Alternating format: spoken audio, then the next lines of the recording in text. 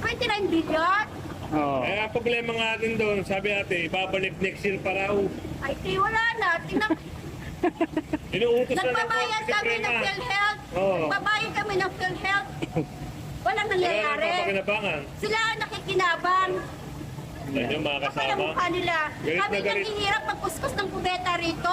Sisigawan ka ng amo. Yung pagkain mo, mga leftover pa. Oh. Tapos, ang pera na pinapadala doon, yung mga remit namin, ipupulsa lang nila. Magkapal ang mukha nila. Oh, galit ng mga taga-Hong Kong dito. Woo!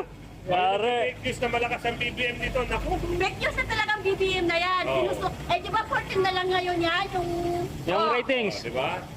Ang rating. Yung survey 14. nga, 14 na lang yan. Okay, tama. Wala na talaga. Bagsak na bagsak. Eh, dapat yan sa kanyang survey, 14, dapat nag-resign na yan. Oo, no? Kaya nga namin na sinusurvey yung mga OFW sa Hong Kong.